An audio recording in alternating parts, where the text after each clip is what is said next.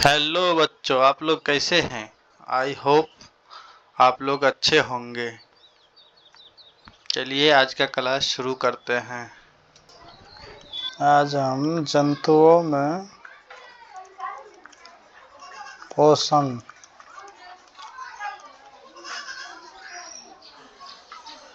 पढ़ेंगे।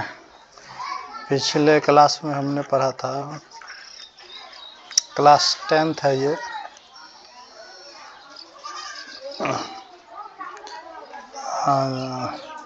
पिछले क्लास में हमने पढ़ा था बायोलॉजी की परिभाषा, बायोलॉजी कितने प्रकार के होते हैं, इसका इतिहास, जैव प्रक्रम, पोषण के प्रकार, स्वपोषण के प्रकार, प्रकाश संश्लेषण क्या है, समीकरण क्या है, समीकरण की विशेषता। आज हम जंतुओं में पोषण, ये चैप्टर 1 है। चैप्टर 1 है जैव प्रक्रम। जंतुओं में पोषण। तो जंतुओं में पोषण क्या है, इसको पहले समझते हैं। जंतु भोजन के लिए संपूर्ण रूप से अन्य जीवों पर निर्भर होते हैं। जंतु, जितने भी जंतु हैं, संपूर्ण रूप से भोजन के लिए अन्य जीवों पर निर्भर होते हैं, अर्थात उन्हें हम पोषी कहते हैं, परपोषी कहते हैं। जो जंतु पूर्ण रूप से अपने भोजन के लिए दूसरे पर निर्भर हो, उसे हम कहते हैं पोषी। उसको क्या कहते हैं? परपोषी कहते हैं। उसे कहते हैं परपोषी। इसको परिभाषा में देखते हैं। वह विधि जिससे जीव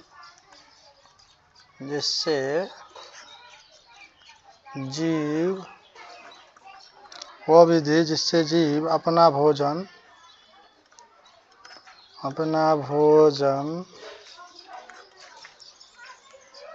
स्वयं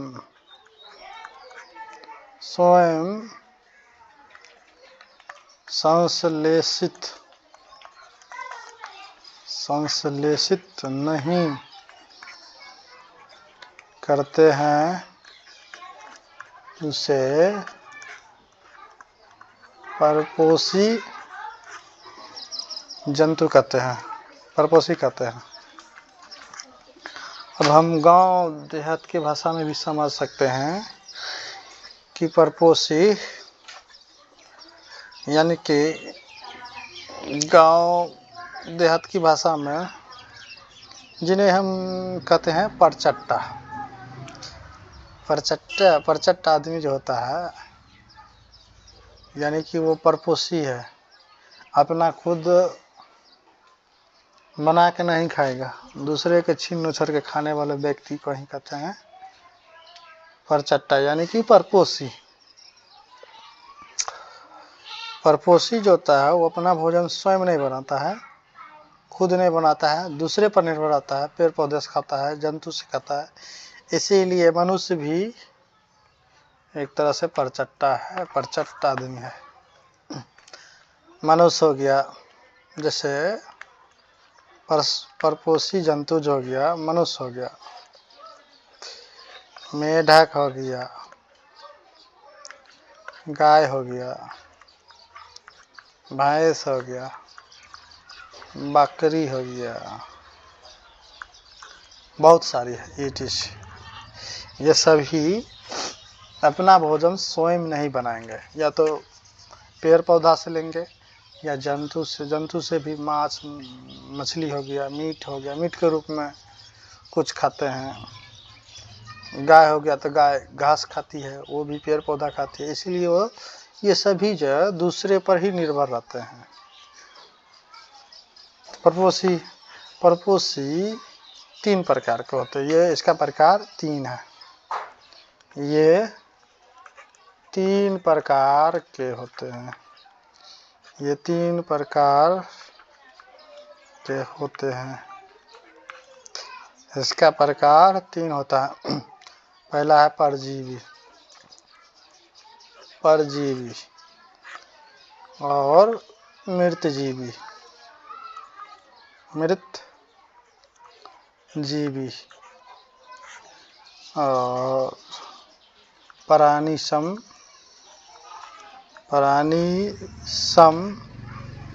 पोषी, प्राणिसम पोषी।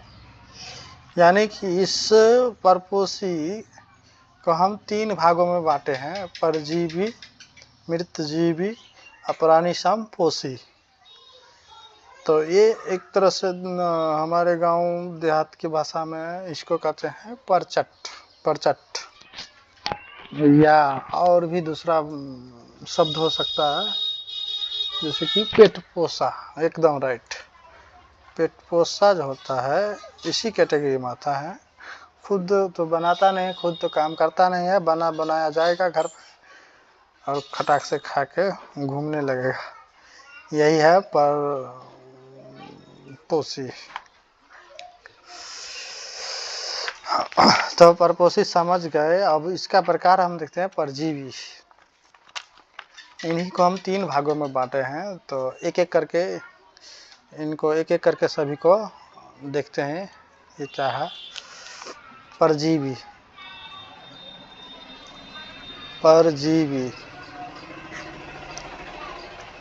परजीवी पोषण। वह जीव जो दूसरे प्राणी के शरीर से, दूसरे प्राणी के शरीर से अपना भोजन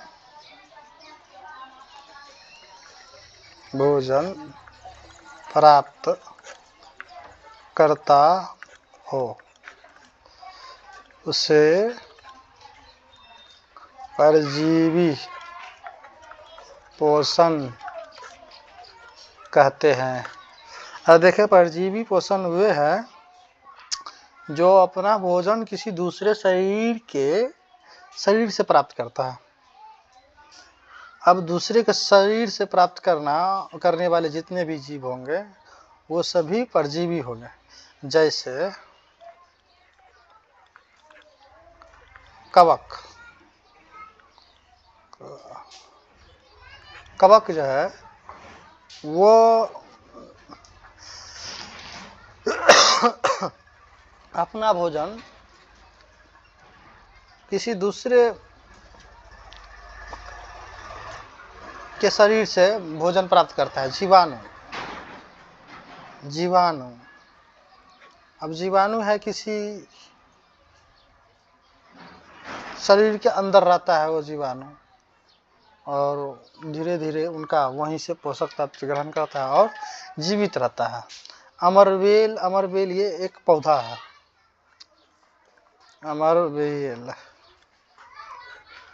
अमरबेल नामक पौधे किसी घनेदार वृक्ष के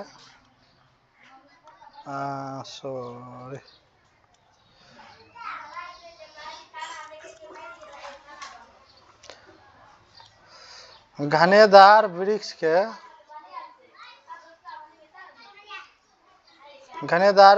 के पत्तियों पर या टहनियों पर हर जगह ये लटका रहता है, पर जड़ इसका नीचे नहीं रहता है।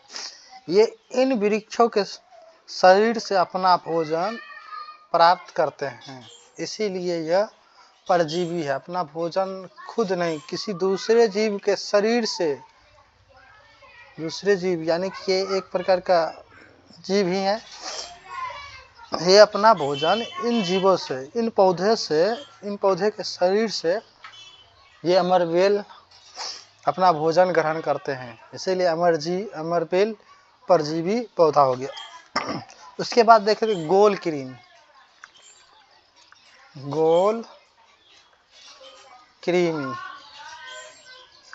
कृमि मतलब अपने पेट के अंदर जो चाली रहता है, वो अपने पेट के अंदर जो चाली रहता है, हमारे शरीर के अंदर जो कीड़ा रहता है,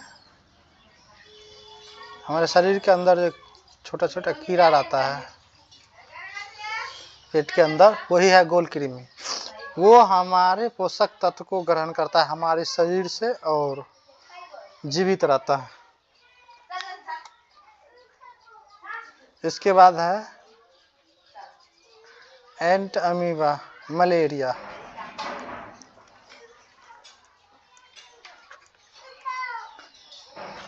मलेरिया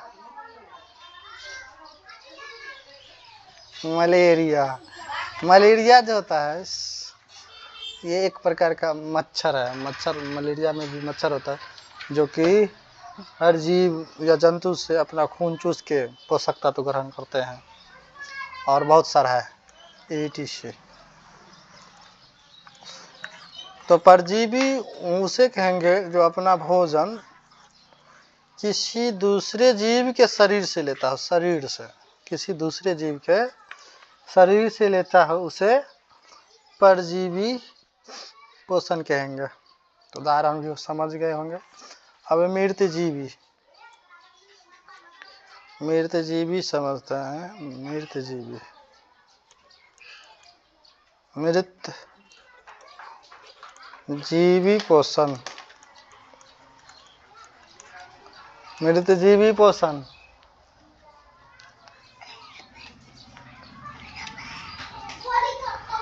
वह जीव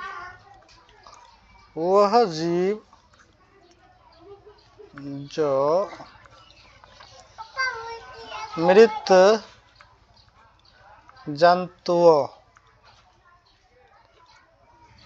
जंतुओं और सड़े गले पेड़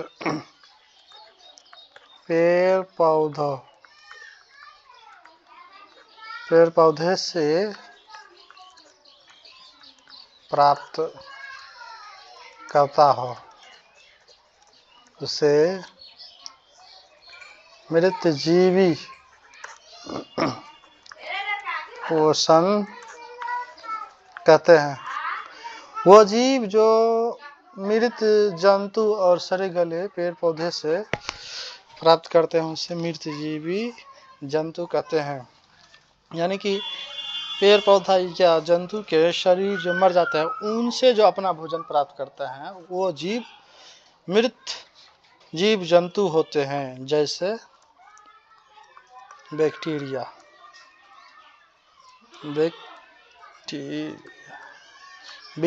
जो होता है, जैसे मान लो यहाँ पे कोई जानवर मर चुका है तो यहाँ पे बहुत सारा छोटा छोटा बैक्टीरिया आके इनको गलाने लगता है। जब तक बैक्टीरिया इनके शरीर में नहीं आएगा तब तक यह डिकम्पोज नहीं हो सकता है। तो ये छोटा छोटा बैक्टीरिया जो है ये मृत जीव जंतु को खाने लगता है, तब जाके ये डिकम्पोज हो जाता है। इसीलिए हम मृत जीवी पोषण को अपघटनकर्ता भी कहते हैं। और है प्रोटोजोआ,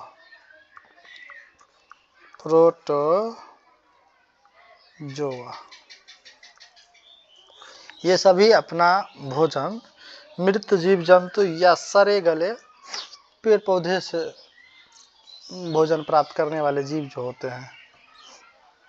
अब आगे चलते हैं प्राणी सम पोषण,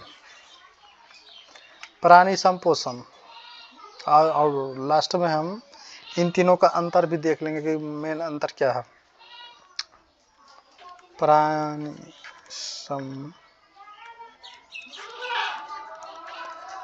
सम पोषण, वैसा पोषण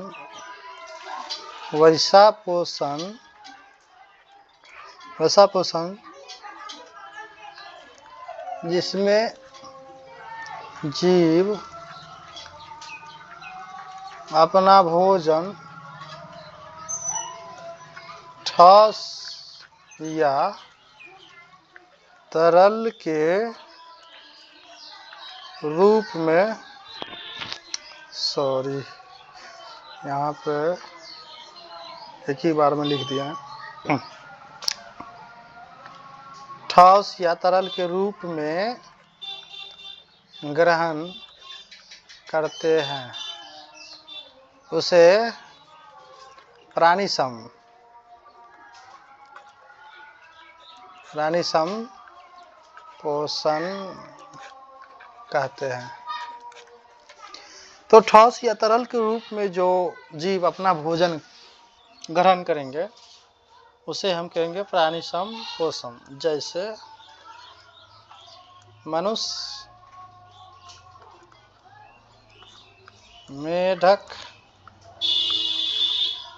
मेढक, अमीबा।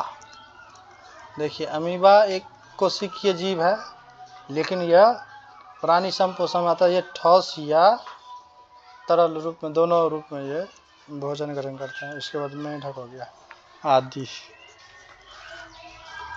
etc। प्राणी संपोषण वे पोषण जिसमें जीव अपना भोजन ठोस या तरल के रूप में ग्रहण करते हो उसे प्राणी संपोषण कहते हैं। तो हम मनुष्य है तो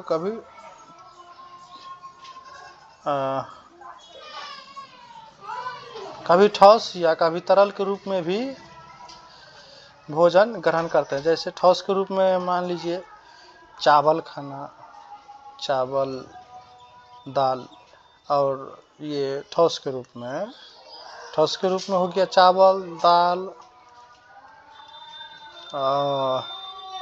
और क्या हो सकता है मान लीजिए, और भूजा हो गया। भूजा तो और ठोस हो गया। और तरल के रूप में जैसे हो गया दूध पीना, चाय लेना, जूस लेना, ये सभी है तरल। तो इस प्रकार के जीवों में प्राणी संपोषण जीव होते हैं, ये सभी ठोस या तरल दोनों के रूप में ग्रहण करते हैं। लेकिन परजीवी जंतु जो होते हैं, ये जो है सिर्फ तरल रूप में ही भोजन ग्रहण करते हैं।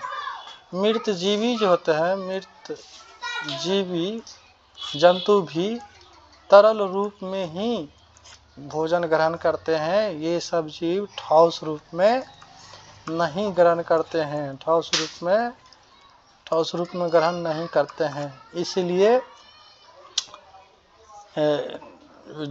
इनमें दो प्रकार के गुण होते हैं इस प्रकार के प्राणी संपोषण वाले जंतु में, कि ठोस भी खाते हैं और तरल भी।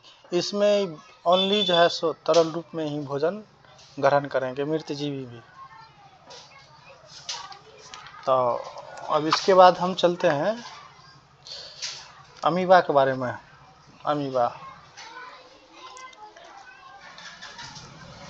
अब अमीबा के बारे में पढ़ते हैं। अमीबा यह एक सरल प्राणी संपोषी जीव है। अभी बताया है ना कि प्राणी संपोषण में उदाहरण जैसे प्राणी संपोषण में अमीबा, तो यह है सरल यह एक सरल प्राणी संपोषी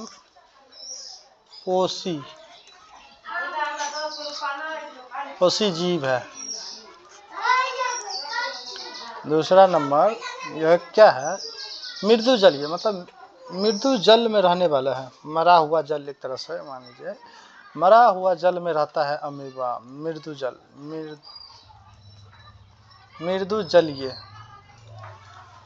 मृदु जलीय जंतु है अमीबा। एक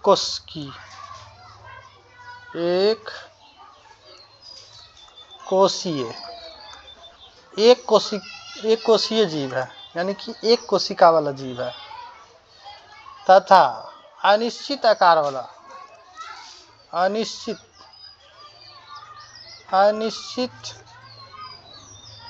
आकार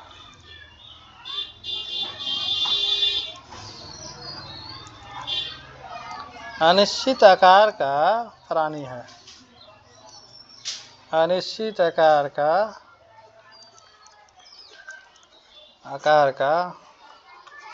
प्राणी है, मतलब इसका आकार निश्चित नहीं रहता है, हमेशा बदलते रहता है। एक कोशिकीय मृदु जलीय मतलब जो जल ठहरा हुआ रहता है तालाब में, गंदा मतलब जल में, ये वहाँ पे अमीबा रहता है। एक कोशिकीय यानी कि जैसे मनुष्य है, जटिल मनुष्य है बहुकोशिकीय। बहुकोशिकीय जीव यानी कि एक से अनेक कोशिकाओं से बने हुए जंतु बहुकोशिकीय होते हैं। अनिश्चित आकार, इसका आकार निश्चित नहीं होता है, बदलते रहता है। इसका आकार जो बदलता है कूटपादों के कारण से, इसका आकार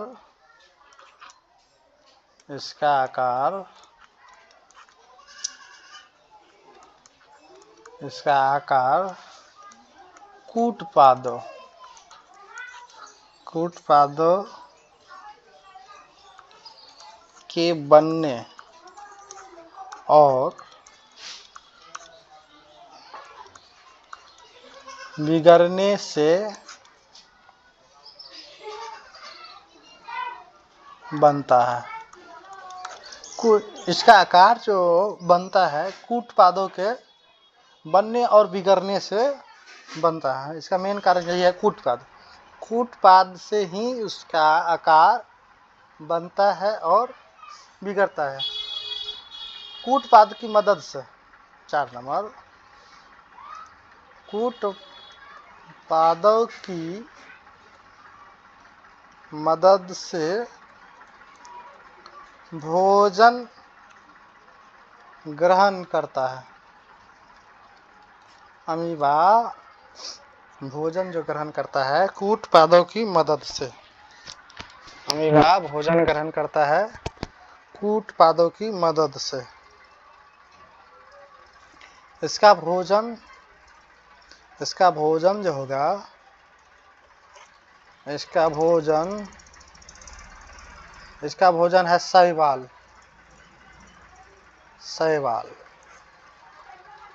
बैक्टीरिया,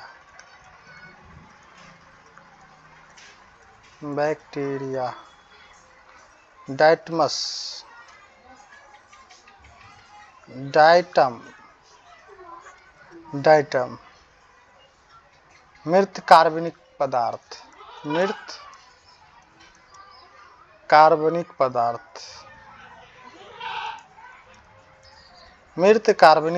इसका भोजन है। अमीबा का भोजन शैवाल हो गया, बैक्टीरिया, डाइटम, मृत कार्बनिक पदार्थ। अब इनको देखते हैं आगे की और विशेषता। 6 नंबर, इसमें भोजन ग्रहण करने की कोई भी भोजन ग्रहण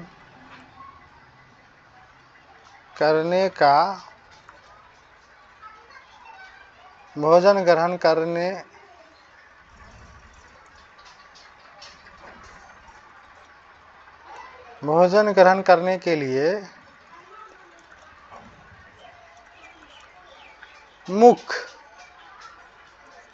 मुख जैसी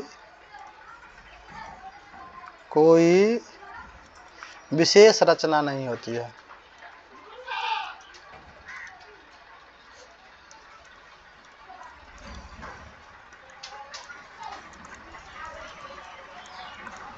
अमीबा का भोजन ग्रहण करने के लिए मुख जैसी कोई विशेष रचना नहीं होती है। अमीबा जहाँ मर्जी वहाँ, पूरा शरीर एक तरह से बुझिए मुख है, जिधर से मर्जी होगा उधरे से खा लेगा, जिधर से मर्जी होगा उधरे से अपशिष्ट पदार्थ को बाहर निकाल देगा।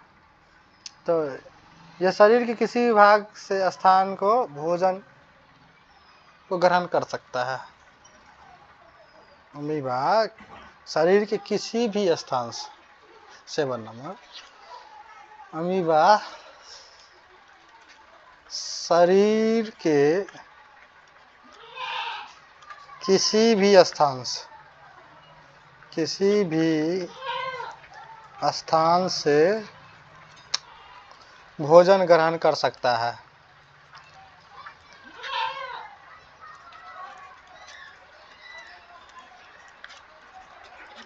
अमीबा भोजन किसी भी स्थान से ग्रहण कर सकता है अपने शरीर के किसी भी स्थान से।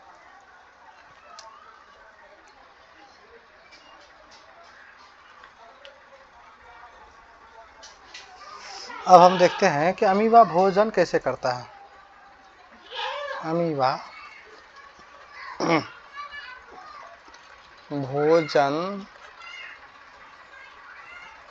कैसे करता है,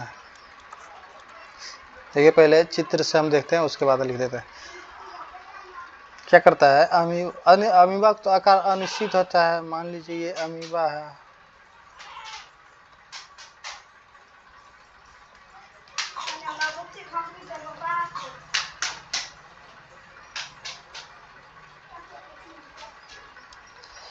अब देखिए ये क्या करेगा, जब भोजन अमीबा के समीप होता है, अमीबा ये अमीबा है, अमीबा के समीप जब भोजन होता है तब अमीबा भोजन के चारों ओर, मान लीजिए ये अमीबा भोजन, यहाँ पर भोजन है, ये अमीबा के समीप भोजन जब आ जाता है तो भोजन के चारों ओर कूटपाद का निर्माण करते हैं। कूटपाद से भोजन को घेर लेते हैं और ये दोनों सिरा, मान लीजिए ये दोनों सिरा है, इनको क्या करेगा, ये भोजन को घेर लिए। भोजन को घेर लेने के बाद जिससे भोजन और इसके शरीर के अंदर आ जाता, ये इसका जो ये दोनों लोली था, ये दोनों आपस में जुड़ जाते हैं। ये बन गया भोजन रसधानी। अब भोजन का पाचन, भोजन रसदानी में अब भोजन का पाचन जो होगा, ये इसमें पानी और भोजन दोनों एक ही साथ जाते हैं। तो भोजन का पाचन भोजन एंजाइम्स, यानी कि भोजन रसदानी में एंजाइमों की द्वारा ही होता है। पचा हुआ भोजन और पचा हुआ भोजन कोशिका द्रव में पहुंच जाता है, फिर वहां से पूरे शरीर में वितरित हो जाती है। तो ये रहा अमीबा। अमीबा के लिए, अमीबा जो खाए भोजन, वो अपचा भोजन शरीर से निकालने के लिए एक निश्चित स्थान नहीं होती है। अब जैसे ही भोजन खाने के लिए, मान लीजिए इधर से अगर भोजन है तो इन्हीं दोनों लोली को नमरा के घेर लेगा फटाक से। जिधर है भोजन वही से नमर के कूटपाद का निर्माण करेगा, घेर लेगा। इधर से घेरा तो इधर से निकाल देगा। तो भोजन के अपचे भोजन को शरीर से निकालने के लिए भी अनिश्चित स्थान होता है, निश्चित स्थान नहीं होते हैं। शरीर की सतह से किसी भी भाग से अस्थायी छिद्र के निर्माण कर अपचा भोजन को बाहर कर देते हैं। चलिए आज के लिए इतना ही, और अच्छा लगे हो तो इन वीडियो को लाइक कीजिएगा और हमें सपोर्ट भी कीजिए, ताकि हम और मेहनत करें आपके लिए। और अब बताइएगा कौन कौन सा टॉपिक पर वीडियो बनाएं। धन्यवाद।